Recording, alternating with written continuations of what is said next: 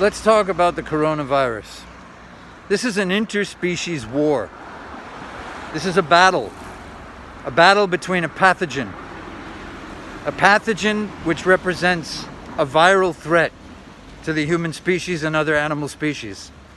This is real, and throughout history, these are the kinds of living things that we have coexisted with, and they have lived in us and among us for millennia. Because we can't see it, we have to overcome the natural human tendency to reduce the feeling of a threat. After all, we have evolved to minimize our fear. That's how we survived this number of millennia. There was a time, of course, when we were in jungles and forests and plains, running from animals that would make us victims of predation. There were times when we couldn't understand earthquakes and tsunami, and we couldn't understand hurricanes, and we couldn't understand landslides. And so throughout history, man attributed his ability to overcome fear and strengthened it to forces of nature that he didn't understand and which he found comfort in religion to defend himself against emotionally. But now we have medical science, and science is perfect because when it's wrong, we correct it. People who say science isn't perfect don't understand science. Science is a method. It's like pulling out a tape measure and saying, oh, I mismeasured it this time, so the tape measure's flawed. No, you're flawed. The tape measure is still the tape measure, and science is still a dependable ruler with which to measure reality. People who are afraid to get the vaccine are irrational. There's a difference between fear and concern. Concern means that you feel that there might be something to be afraid of, and so you investigate. When above 90% of the people who get infected after vaccination survive, that means that your continued fear is irrational. If you have a concern that you may have a special comorbidity or condition, which will make the condition that comes from the vaccine a condition that could worsen your survival chances, then you go and you get a full battery of tests to find out if you can survive the vaccine.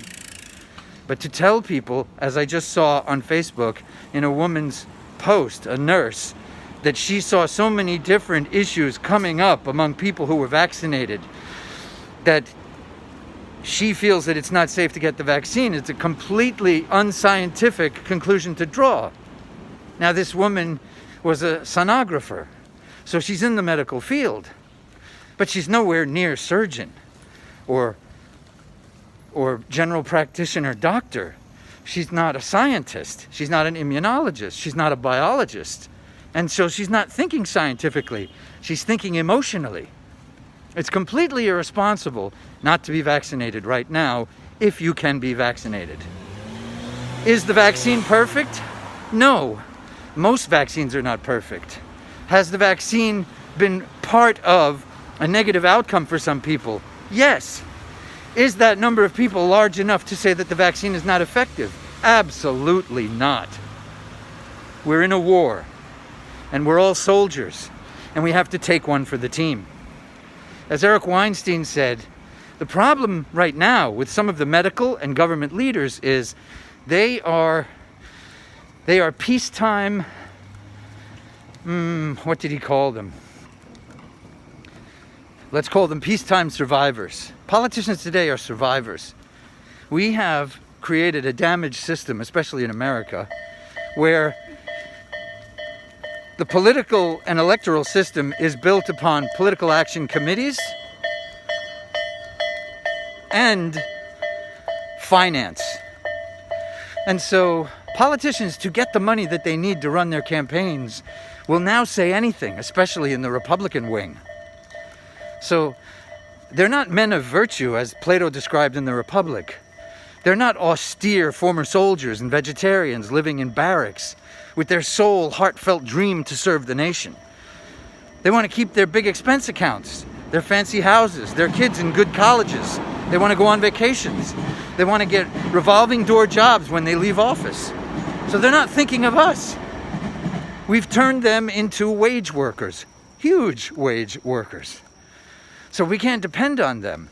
They're peacetime survivors. What we need is wartime generals.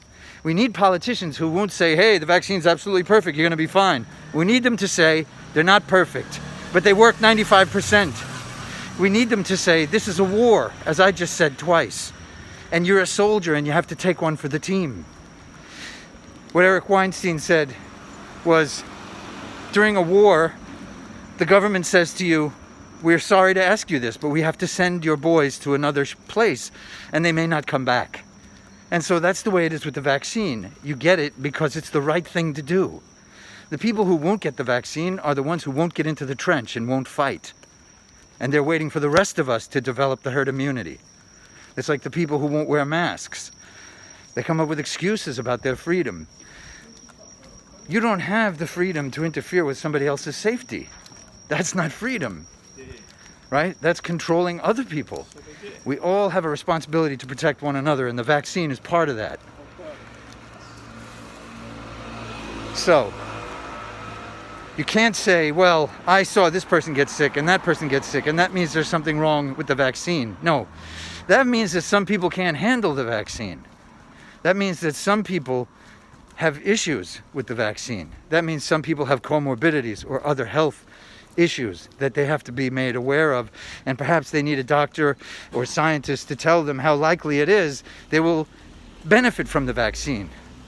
But to tell people that you don't think you want to get the vaccine because you're not sure about it, and not investigate the situation or not look into the statistics about how it saves people's lives, that's completely irresponsible.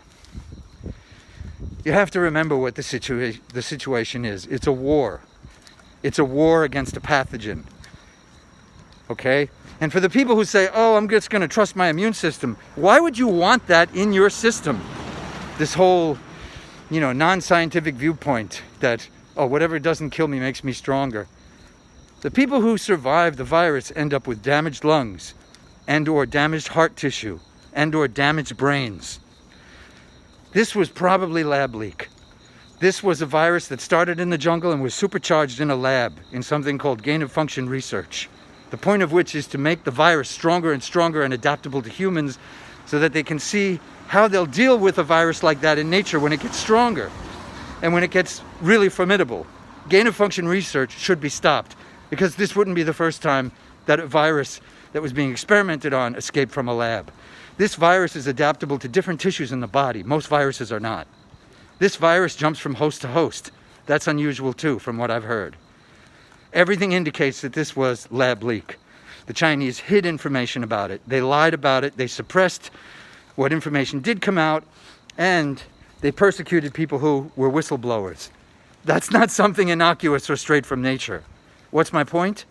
An engineered virus which is meant to kill people is something you need to be inoculated against. You can't just say, oh, I'm strong, I'm young.